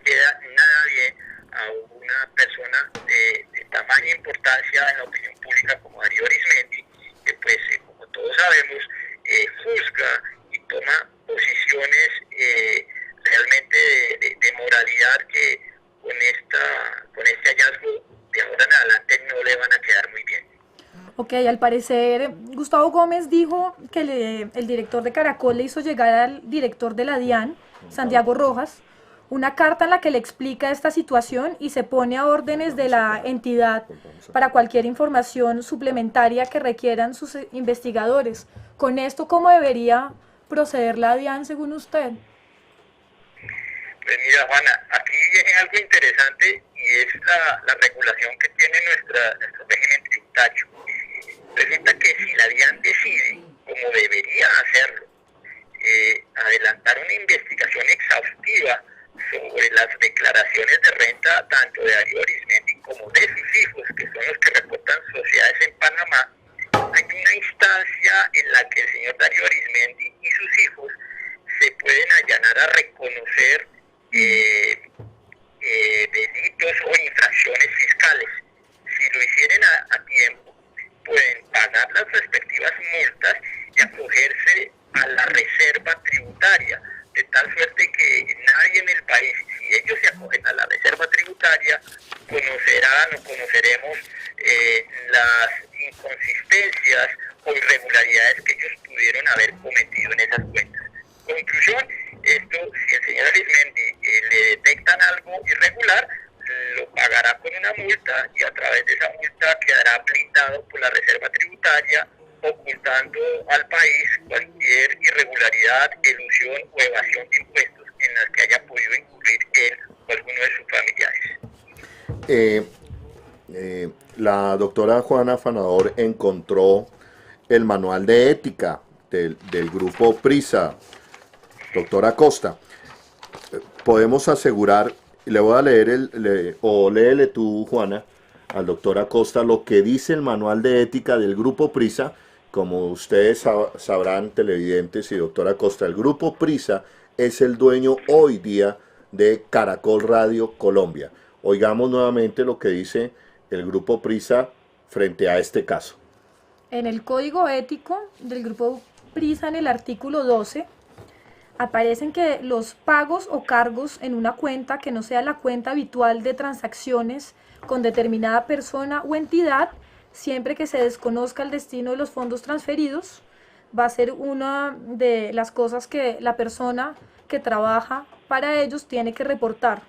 Con los pagos a personas o entidades residentes en paraísos fiscales o a cuentas bancarias abiertas en oficinas ubicadas en paraísos fiscales, y esto se extiende para todo tipo de empleado de Prisa en cualquier lugar del mundo. Y agrega el manual de ética. Prisa prohíbe a los profesionales de la compañía, incluyendo a los miembros de sus órganos de administración, consejeros y directivos, crear sociedades o tener cuentas bancarias en paraísos fiscales. En concreto, en su artículo 12, dedicado a control interno y prevención de la corrupción, el documento señala que los profesionales del grupo deberán abstenerse de la constitución de sociedades y cuentas bancarias en paraísos fiscales. En este caso, ¿usted cómo lo interpreta, doctora Costa? Holman y Juana, aquí no cabe margen de interpretación distinto a que el señor Darío Arizmendi violó abierta y flagrantemente el código de ética del grupo Prisa, pues la cuenta existe, ya lo reconoció, la cuenta es en un paraíso fiscal. Hasta el día de hoy Panamá sigue siendo paraíso fiscal, no se ha firmado el acuerdo. Así es reconocido también por los países de la OCDE, donde está el grupo Prisa de España, de tal suerte que si se cumple a cabalidad el código de ética, el señor Darío Arizmendi tendría que renunciar o lo tendrían que despedir del grupo Prisa. De no hacerlo, pues el código de ética al que usted hace mención, Holman y Juana, sería simplemente un saludo a la bandera y sería de pronto un elemento de desprestigio y de debilidad ética propio del grupo Prisa si no lo aplicara. Recordemos que en España, en Inglaterra, han habido renuncias de funcionarios públicos por haberse apenas mencionado en los Panama Papers. Aquí no solo se menciona a Darío Arizmendi y su familia, sino él confirma que las cuentas están en Panamá, que es un paraíso fiscal, y el artículo 12 de ese código de ética lo obligaría a separarse del grupo Prisa, en este caso de Caracol Radio. A mí no me cabe margen de interpretación adicional a ese, Holman y Juan. Doctora Acosta, yo cuando ayer, digamos, me dediqué a promocionar que hacia las 2 de la tarde se iban a revelar los Panama Papers, que además son documentos que se revelan a partir del año 1977, en los cuales, como usted ha dicho, aparecen aproximadamente 2.000 colombianos. Yo dije, esta mañana me levanté, el hombre más entrevistado esta mañana en Colombia, Juan Roberto Acosta. ¿Cuántas emisoras o cuántos medios de comunicación lo han llamado, doctor Acosta, en el día de hoy? Pues mira, Holman, las llamadas a José Roberto Acosta como vocero de la justicia tributaria, de justicia tributaria, han sido muy pocas el día de hoy. Cuando inició el tema hace cerca de un mes, sí hubo bastantes de la misma Caracol, me entrevistaron, y se puso sobre la mesa con claridad los efectos nocivos para las finanzas y tributos del país, de que hubiera tanto colombiano en esas cuentas, y yo sí noto un silencio casi total y cómplice por parte de los medios. Es algo que llama la atención, tal vez por el hecho de que una, como se dice en el argot del propio, también de los medios periodísticos, que una vaca sagrada como Darío Arizmendi haya quedado expuesto tan directa y claramente en estos Panama Papers, en estos medios para evasión y elusión fiscal, y más como usted lo menciona, Juana lo menciona, en un abierto conflicto con el código de ética del grupo Prisa. Doctora Acosta, pues usted sabe que yo en este momento soy concejal de la ciudad de Bogotá, sin embargo, pues sigo siendo periodista, eso no nadie me lo va a quitar. Mi obligación en este momento es con la ciudad y con los 25.000 votantes que me eligieron. Pero a mí me llama la atención, doctora Acosta, en una democracia estrecha mediáticamente como la colombiana, me he encontrado en determinados momentos casos con que grandes generadores de opinión, expertos, académicos, analistas, cuando ven que sus juicios, sus argumentos chocan contra el interés del medio, prefieren callarse porque obviamente lo sacan de la rosca, y es una rosca de dos, de RCN y de Caracol. Sin embargo, usted no lo hace, doctora Acosta. Pues, Holman, realmente es una democracia restringida. Los medios, como usted bien dice, están limitados por RCN y Caracol. En el caso del señor Darío Arizmendi, permítame mencionar que en febrero del 2013, en mi columna del Espectador, y bajo el riesgo que sea vetada, pues como ya en un momento sucedió, no precisamente por el Espectador, sino por gente con la que yo trabajaba, realmente a mí me constriñeron para haber salido del Espectador por cerca de año y medio, me pusieron entre la espada y la pared, o la columna o el trabajo, y por eso dejé de escribir por año y medio. Pero déjeme recordarle que en febrero del 2013 hice mención al señor Darío Arizmendi cuando en su espacio de radio en la mañana dijo que los señores de Pacific habían descubierto unas reservas petroleras que sumaban casi las 3/4 partes de las reservas totales de Colombia, en el bloque Carón, cerca a la Guyana, ya hacia el norte de Venezuela. Eso en el artículo lo mencioné como un uso de información privilegiada o como una mentira. Hasta el día de hoy, ni la Fiscalía ni ningún ente regulador han revisado ese tipo de manifestaciones de información tan delicada para el mercado público de valores como la que hizo el señor Darío Arizmendi en ese año 2013, y que ya hoy día, en el año 2016, nos damos cuenta como Pacific Royales fue una burbuja mediática que terminó valiendo cero en la bolsa, que se esfumó, afectando a muchos inversionistas y obviamente también la credibilidad del mercado público de valores. Entonces, es solo para mencionar una de las ligerezas que yo he denunciado, y perdón que hable en primera persona,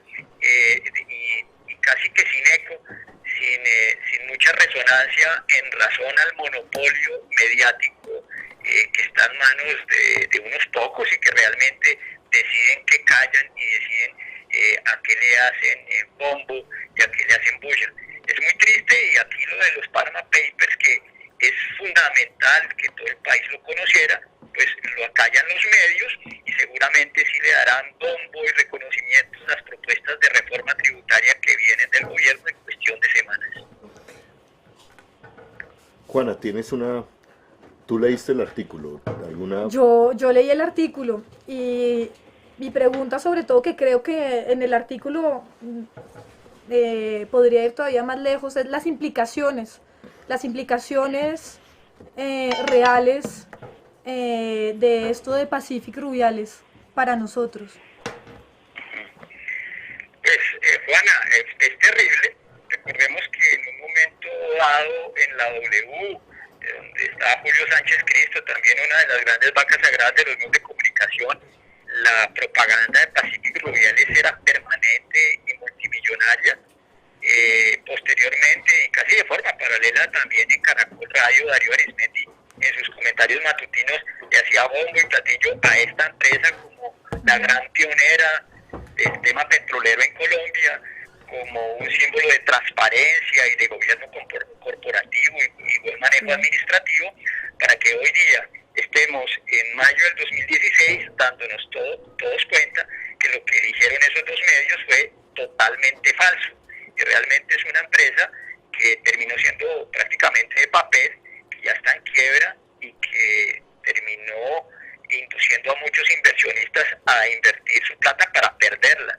Los fondos de pensiones, en los que cerca de 13 millones de colombianos tenemos la plata, llegaron a ser dueños de un 14% de Pacific Rubiales, pero que gracias al debate oportuno que en el Congreso hizo alguien como el senador Robledo, pues Enrique Robledo, en el año 2000, desde el 2012-2013, se logró generar presión para que vendieran esas acciones, y la pérdida no hubiera sido tan catastrófica para los pensionados.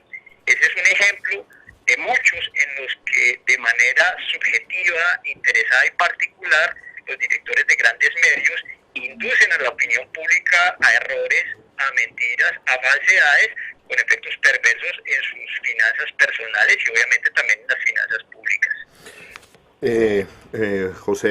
Doctor Acosta, José Roberto Acosta, muchísimas gracias, pero antes de despedirlo, yo quiero confirmar con usted lo siguiente. ¿Le interpreto bien si usted dice que después de la columna que publicó en el diario El Espectador, haciendo ver el tema de Pacific Rubiales, y lo dicho por Darío Arizmendi, lo vetaron en los medios?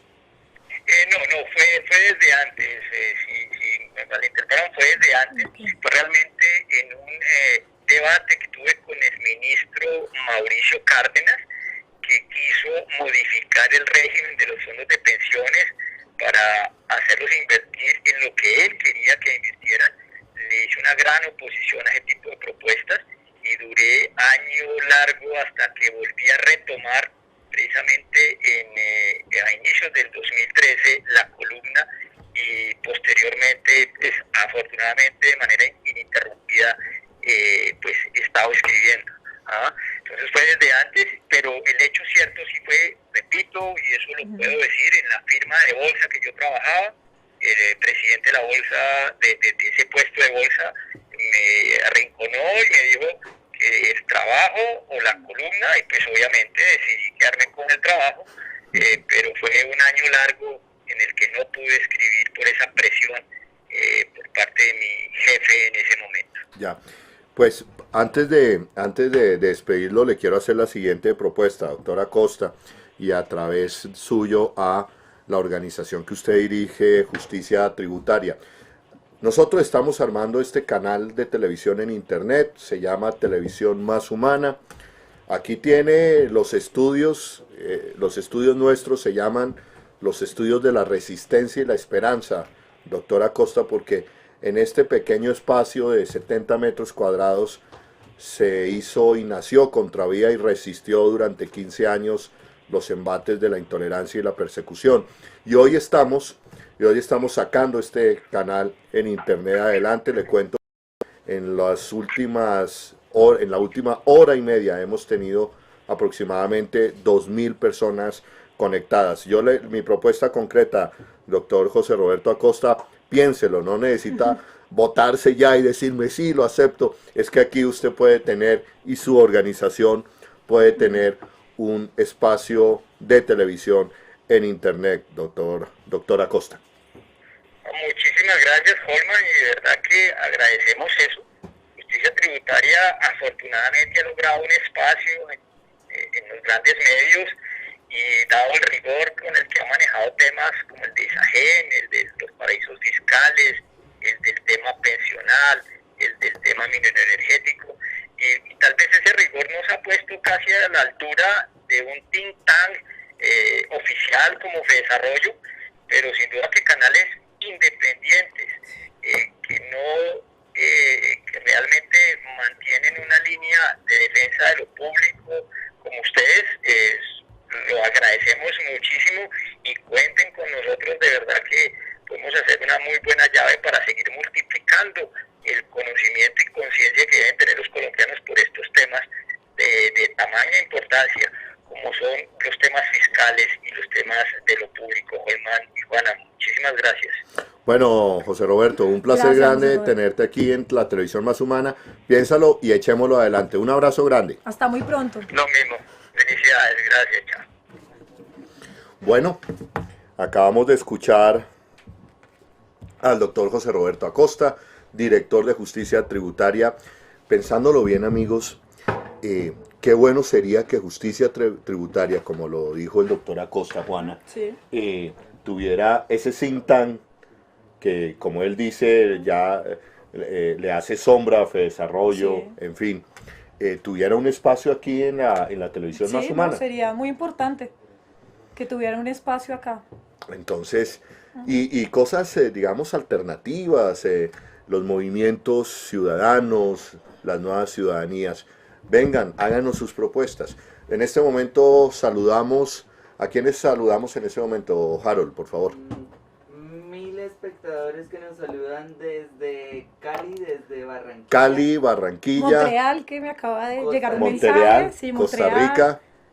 Muchos mensajes para la doctora Juana.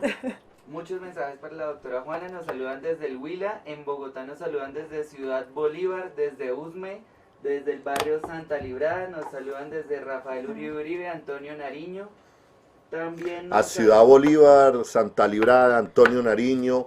Esta es su televisión, queridos amigos y amigas, líderes de los barrios, líderes de la esquina, allá en la panadería, allá en su barrio, en su casa, construida con mucho tesón, con mucha fuerza. Allá queremos que llegue la televisión más humana. A ver, vamos a consultarle a nuestro máster de edición si ya tenemos la entrevista del maestro de ética periodística, Javier Darío Restrepo. Está subida, falta ubicar exactamente el puntico. Si quieres un comercial. Veámosla toda o mandamos a comerciales. Yo pienso que podemos mandarla toda de paso. Sí. ¿Cuánto dura la entrevista? Dura 11 minutos. 11 minutos. 11 minutos, pero a ver, esta es una entrevista importante. Vamos a hablar con el maestro Javier Darío Restrepo, periodista, maestro de ética periodística de Iberoamérica. Escuchemos lo que dice frente al escándalo de los Panama Papers. Estamos asistiendo al desmonte de un aparato de poder detrás del cual se estaba escondiendo mucha parte de la corrupción de los poderosos. Si hablamos en términos de democracia, la población tiene derecho a mirar todo lo que hacen aquellos a quienes la propia opinión ha investido de poder. Simplemente les ha entregado una responsabilidad, y puesto que hay responsabilidad están obligados a dar respuesta a la población. Yo pregunto, ¿por qué Darío Arizmendi hace 4 meses o 5 meses, cuando se supo de los papeles de Panamá, cuando se descubren los papeles de Panamá, los primeros nombres y el primer gran escándalo mundial, ¿por qué no salió a decir en su momento que él también tenía una cuenta offshore en Panamá y se hubiera evitado todo todas estas intrigas que hay detrás? Los colombianos, la gente del común, la gente que escucha Caracol, está pidiendo saber si efectivamente eso es una cuenta ilegal que está evadiendo impuestos, o si por el contrario la declaró ante la DIAN y es una cuenta normal. De todas maneras, queda la sensación de que cualquier cuenta en un paraíso fiscal como Panamá está buscando mayor rentabilidad, mayores utilidades, en detrimento de las arcas del país, ¿no? No sé cuáles sean las razones que él tenga para su silencio. Lo que sí sé es que se les crea una obligación a quienes salgan nombrados en esta lista de explicar, porque muchos de ellos lo hacen de buena fe, por la razón que sea. O bien sea porque no confían en el sistema bancario colombiano, bien sea porque no les interesa que su nombre vaya a figurar en un país en el que fácilmente pueden ser secuestrados. Hay muchas razones. Y uno tiene que entender eso. Pero en cambio hay otros que abren esas cuentas y las mantienen en secreto para evadir impuestos. Y eso, desde luego, atenta contra el bien público. Todos los que pagamos impuestos en este país, que generalmente estamos hartos de los constantes aumentos en los impuestos, todos tenemos derecho a saber por qué hay un grupo de ciudadanos que no están pagando impuestos. Y eso es lo que ha puesto al descubierto los papeles de Panamá. Aquí se ha alegado que hay un derecho a la intimidad. La verdad es que el derecho a la intimidad llega hasta donde comienza el interés público. Mi derecho a la intimidad se va al suelo si yo lo estoy utilizando para proteger un atentado contra el bien público. Sí. ¿Dónde queda la ética profesional de un periodista de tanta trayectoria cuando, sabiendo que él tiene cuentas en el extranjero, que probablemente podría salir envuelto en cualquier momento dentro de la lista de colombianos en los papeles de Panamá, al atacar, digamos, sin fundamento alguno, en primera instancia, recién revelado todo, a un personaje político como el exalcalde de Bogotá, sin él tener cuentas en Panamá, sino simplemente diciendo que el cuñado de Gustavo Petro, no sé si recuerda el episodio, ¿no? O sea, es tanta la rivalidad entre el alcalde de Bogotá, Gustavo Petro, y el periodista Darío Arizmendi, que Arizmendi no tuvo ningún tapujo para vincular su nombre y desacreditarlo dentro de los papeles de Panamá sin Petro tener cuentas en Panamá, ¿no? Los que tienen cuentas en Panamá son los cuñados de Petro, el cuñado de Gustavo Petro, pero se valió de eso Caracol, 6 a.m., 9 a.m., durante esa mañana, para en no menos de 4 o 5 oportunidades decir que los cuñados de Gustavo Petro ni siquiera daban el nombre del cuñado, sino era el nombre de Gustavo Petro. En ese ejemplo sobre el manejo del periodismo, de la ética periodística, ¿usted cómo analiza ese caso? Tú mencionas ética periodística y es el momento de recordar algo que se ha convertido como en mi mantra. En ética nadie es juez de nadie, salvo de uno mismo. ¿Por qué razón? Porque no sabemos cuáles son las razones que ha tenido la gente para actuar. Cuando me mencionas este caso concreto, yo te respondí hace un rato y reitero la respuesta. No sé cuáles son las razones que tenga y por consiguiente no quiero, nunca lo he hecho, erigirme en juez de nadie. Eso sí, recuerdo esos principios generales que a todos nos sirven para examinar nuestra propia conducta. Por tanto, uno como periodista sabe que está expuesto a una opinión pública que lo está juzgando constantemente. Y lo que más juzga la opinión pública es la coherencia. Yo soy coherente cuando lo que digo es lo que hago. esa unión entre los hechos y las palabras es la mayor fortaleza que uno puede tener como periodista. Por tanto, en todas las reflexiones que tú acabas de hacer, hay ese deseo, hay ese requerimiento de que las palabras del periodista se ajusten a lo que son sus actuaciones. Es importante recalcar, por ejemplo, que nosotros como periodistas nos constituimos sin proponérnoslo en guías de los demás. Iba a decir la palabra ejemplo de los demás. Me da susto esa palabra ejemplo, pero esa es la verdad. Tal como nosotros actuamos, actúa la gente. Es algo que se ve de alguna manera en la influencia que tenemos sobre el lenguaje de la gente. El lenguaje que nosotros utilizamos en nuestros textos o hablando es el lenguaje que va copiando la gente. De la misma manera nuestras actuaciones, si son actuaciones laxas en el cumplimiento de la ley, esas actuaciones van a repercutir en la gente. La gente se hace un razonamiento inconsciente muchas veces. La credibilidad. Pero es un razonamiento de que si esto lo hacen, ¿por qué no lo estamos haciendo nosotros? Y está además el argumento de la credibilidad. Usted nos decía en diciembre del año pasado que tuvimos la oportunidad de entrevistarlo para Canal Capital que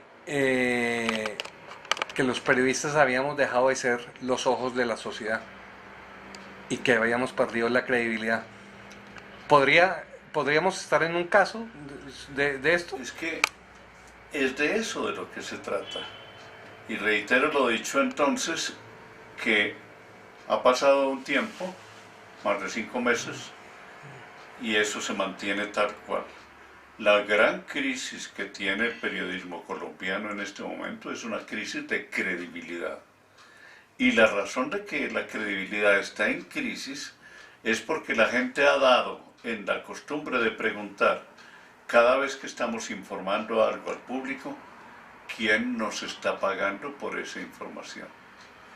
Sea por el comentario político, inmediatamente le paga tal partido, le paga tal candidato, le paga tal gobierno. Y cuando la gente se insiste en hacer esa pregunta, es porque ya no nos está creyendo que somos independientes, sino que estamos bailando al son que nos tocan los que pagan. Un periodista debe permitirse el lujo de recibir honorarios o porcentajes por pauta publicitaria. Un periodista, un generador de opinión, ¿está bien hecho desde el punto de vista moral o usted no está de acuerdo con eso? Es que esa es una práctica corruptora. Y no solo corruptora para el propio periodista, sino para la profesión. Porque entonces ya se sabe, y esto viene a confirmar lo que venía diciendo, que solo actuamos en favor de quien nos paga. Mientras haya ese pensamiento, el periodismo no tiene nada que hacer en este país. Para que el periodismo tenga influencia en el país, y una benéfica influencia, no solo tiene que ser independiente de las fuentes de financiación, sino parecerlo. Sí. A la gente no le basta. Fulano de tal es independiente. A ver, demuéstrelo. Usted está dando la apariencia de que está trabajando para el anunciante tal, o para el gobierno tal, o para la empresa cual. Y cuando hay esa apariencia, no hay credibilidad. Y sin credibilidad, el periodismo no subsiste. ¿Cómo lograr esa independencia cuando estos directores de noticieros de televisión o de radio ganan 130, 150 millones de pesos mensuales o cuando ganan más y cuando reciben porcentajes por pauta comercial? ¿Cómo lograr eso? Y también una segunda pregunta ligada, ¿cómo explicarle a los colombianos, a las audiencias, ese abismo salarial tan exorbitante entre un director de un noticiero privado de televisión y un cargaladrillo recién salido de la universidad que apenas gana 1.500.000 o 2 y son explotados 16 horas al día? Es que eso no tiene explicación. Es un hecho escandaloso. Es un hecho de corrupción y de injusticia. Y es un hecho que al mismo tiempo está explicando muchas de las debilidades y problemas que tiene el ejercicio del periodismo en el país. Un periodista mal pagado produce una información mediocre. Un periodista mal pagado produce una información que no merece credibilidad porque la gente va a creer que puesto que le pagan mal, se está vendiendo a aquellos que se constituyen en fuentes de su información. Por tanto, un periodista mal pagado está significando que se está condenando a la sociedad a estar mal informada. Y una sociedad mal informada es una sociedad dispuesta a aceptar cualquier clase de totalitarismo.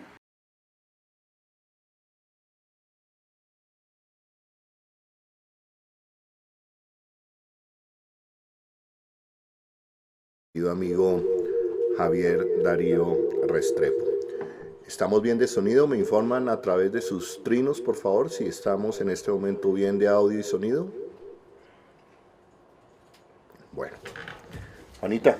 Bueno, yo quiero un saludo a Tierra Alta, a Buenaventura, a La Guajira, que nos están viendo en este momento. Y un saludo muy especial a los estudiantes de la Universidad Distrital. ¿Qué está pasando ahorita en la Universidad Distrital, Juanita? Creo que están en asamblea permanente. Sí, en este momento están en asamblea permanente. A los estudiantes de la Universidad Distrital, nuestro abrazo, nuestro aplauso en este momento para ustedes. Bravo. ¡Viva la Distri! Dicen aquí. ¿Saben por qué? Porque los estudiantes están defendiendo la Universidad Distrital. El alcalde Enrique Peñalosa ha anunciado que va y que quiere vender la empresa de telecomunicaciones de Bogotá. Eso ya no es la empresa de teléfonos. No, eso es una empresa de telecomunicaciones, 4G, televisión por cable, fibra óptica. La ETB financia en un 1%, ¿alguien me ayuda? 1 o 2% de recursos a la Universidad Distrital. Por eso los estudiantes de la Universidad Pública Distrital de Bogotá están en asamblea permanente. Entonces, para ellos todo nuestro apoyo en cualquier momento. Aquí tienen su espacio, aquí tienen su estudio. Otro saludo, otro comentario, Juanita. ¿Más saludos, chicos?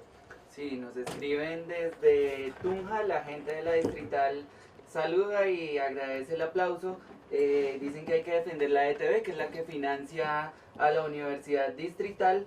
Saludos desde la Universidad Nacional, así no está en paro, siguen luchando. A la Universidad Nacional también otro abrazo grande a la Universidad Nacional. Los jóvenes progresistas que nos... Jóvenes progresistas en este momento haciendo difusión por las redes. Este experimento, esta propuesta de televisión más humana también es de ustedes, jóvenes progresistas. Saben que tienen su concejal, el único progresista en el consejo.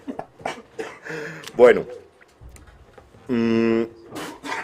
Javier Darío Restrepo nos habla y nos dice una verdad en la que tenemos que reflexionar no solamente el periodismo, sino la sociedad colombiana. El periodismo sigue perdiendo credibilidad. Si ustedes toman, por ejemplo, las encuestas de Bogotá, cómo vamos de los últimos 2 años, ustedes van a ver cómo a la pregunta a los ciudadanos, a los bogotanos, Juanita, de cómo creen en sus medios o cómo están creyendo y viendo los medios de comunicación de la ciudad de Bogotá, cada vez su credibilidad sigue descendiendo. Y estos incidentes como la aparición de Darío Arizmendi en los Panama Papers, pero sobre todo esa doble moral, ese coger, tomar todos los días a Gustavo Petro y recordar que es el concuñado que aparece en los Panama Papers, es, ¿cómo es que dice el dicho? No ver la viga, es ver la viga, ver el mugre en el ojo ajeno, pero no ver la viga en el propio. Sí. ¿No es cierto? También se ha podido ver que otro de los personajes que aparece en los Panama Papers y del que no se ha hablado es Roberto Inestrosa, presidente del Consejo de Bogotá. Ningún medio ha realmente retomado esta información como no ha retomado la de Arizmendi. Entonces yo creo que eso juega un papel supremamente importante en la poca credibilidad que tienen los grandes medios colombianos actualmente.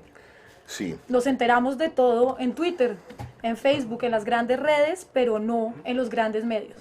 ¿Usted sabe cómo está llegando este canal, la televisión más humana, a diferentes partes del país? Sí, sí, sí, con la fibra óptica de la ETV, ¿no? Toca decir, nuestra lleva. fibra óptica Sí. de la empresa de telecomunicaciones de Bogotá, nuestra fibra óptica, la que puede llevar conocimiento a las clases más desfavorecidas, a los más humildes. Por eso si se vende la ETV, ese conocimiento ya no va a llegar a nuestros pobres, a nuestros jóvenes que sí lo necesitan. Le van a poner un precio. Pilas con eso. Yo quiero terminar con lo siguiente, Juanita. Bien. Ojalá usted, Gustavo Gómez, entreviste mañana a José Roberto Acosta para que le explique a usted que todas las empresas que se crean en la ciudad de Panamá o en Panamá tienen un ánimo de esconder algo. Como bien lo dijo José Roberto Acosta, como la capa de Harry Potter, esconder. Hágale esa pregunta, yo lo invito a usted, doctor, Gustavo, yo lo invito a usted a que mañana llame y entreviste a José Roberto Acosta de Justicia Tributaria y le pregunte qué es lo que significa hacer sociedades en la ciudad de Panamá. No pierda el tiempo poniéndome gente a seguirme, a ver qué hago, a ver en qué oficina entro. No ponga gente ni le pague a gente para estar preguntándole a periodistas de Canal Capital cómo fue el trato mío con ellos. Eso sí es también aberrante. Dedique su tiempo a hacer periodismo. Hacer periodismo es investigar, preguntar, no hacer señalamientos frente a un micrófono. Yo termino con una frase que lamentablemente aprendí en este ejercicio de los últimos años escuchando a algunos colegas. Cuando el odio se apodera de los micrófonos, ni siquiera se miente, se desinforma y se llena de odio una sociedad. Muchísimas gracias, gracias por acompañarnos. Este es un intento por democratizar los medios de comunicación. Ojo, y no crean que yo les estoy hablando con objetividad ni con equilibrio. No se metan esa mentira. Yo soy concejal de Bogotá, soy progresista, creo en una mentalidad, en un proyecto progresista para este país, pero tengo la cara para decírselos a ustedes que esa es mi línea editorial, que desde aquí me paro para contarles a ustedes cosas. No funjo ni finjo de que este es el equilibrio y por detrás tengo una ideología o tengo una chequera que me está pagando cada comentario que hago al aire. Yo quiero decir una última cosa y es que esta semana pendientes, Carlos Carrillo y yo sacaremos nueva información y estaremos de nuevo acá en la TV Más Humana sacando nueva información alrededor del tema de los estudios de nuestros políticos. Y les advierto que no es cualquier información, es una chiva grande que va a tener, esperemos, importantes consecuencias. Gracias, Juanita, por Gracias, acompañarnos. Holman, gracias por la invitación y gracias por el espacio que siempre está abierto a todos. Le doy un abrazo grande a mi hermano Juan Pablo Morris. Sí, Gustavo Gómez, yo trabajo con mi hermano, que le quede claro. Él es administrador de empresas y está aprendiendo a hacer máster de gracias producción. a Juan Pablo y a todo el equipo. Gracias a acá. Cristian, nuestro camarógrafo, también editor, productor, a Oscar, a Harold, a Ricardo, a Juan David, a Tico, en fin, los afectos, una cadena de afectos que está tratando de sacar esto adelante, a Lucho Fontalvo, que también nos mira así, Gustavo, Lucho Fontalvo, el tuitero, también es amigo mío. a Carlos Carrillo. A Carlos Carrillo, para la próxima va a estar Exacto. Carlos con nosotros. Bueno, díganos a partir de este momento cómo les pareció, qué opinan de este experimento, de este intento por democratizar la opinión en Colombia, y los invito, es importante para fortalecer este experimento que ya ustedes se afilien al canal de la televisión Más Humana. ¿Cómo se hace eso, Juan Pablo?